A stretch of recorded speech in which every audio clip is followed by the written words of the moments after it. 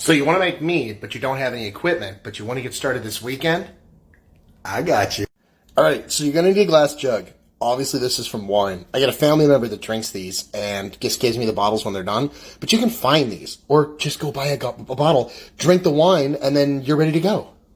After you clean and rinse your bottle, we're going to add our honey. Very carefully add your honey to the jug. This is way harder than it looks while using a camera. 1 gallon jug, 2.5 pounds of honey. If you don't have Candem tablets, that's fine. Just get some water. Rinse and clean your funnel if you want, and top it off with some water. All we're going to do is add about half our jug, and you'll see why.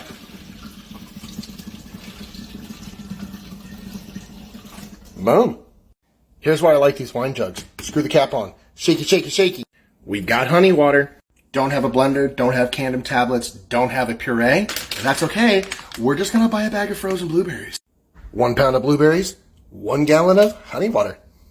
Put the blueberries in here. Yeah, I'm going to set this down to do this. I'm going to make a mess. Added the blueberries. Literally 2 minutes, and it's already starting to change colors a little bit. Get you a little pack of raisins. Chunk your raisins in. Why do we add raisins?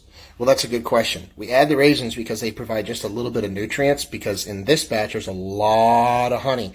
High honey means high alcohol. High alcohol means we need to make sure that the little yeast cells have something yummy to munch on, and raisins, super cheap. Back to the water. Make sure when you're filling this up with water, okay, it's super important. Don't fill this jug all the way up. I only fill up my jug until right about where the bottle starts to round. That's it. And I'll explain why. Okay, real quick. Look, this is the only thing you have to buy. Go find a craft brew shop in your area. Just look around. You can find wine yeast. It doesn't have to be any particular type. Find something, experiment with this first batch and see what you like. You can use bread maker's yeast. It will make alcohol. It's not going to taste great, but if you really wanted to just go to Walmart and buy everything, you can. Put the yeast in the funnel. Rinse out the funnel with just a splash of water.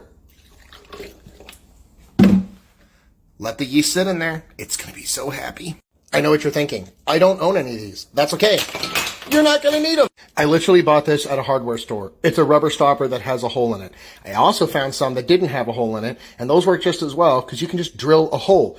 When you put this into your glass jug, this is called a bung, and that's a bung hole. The more you know. So once you put this in the bung hole and you get it sealed up, you can take one of these with you when you go to the hardware store to find the right size.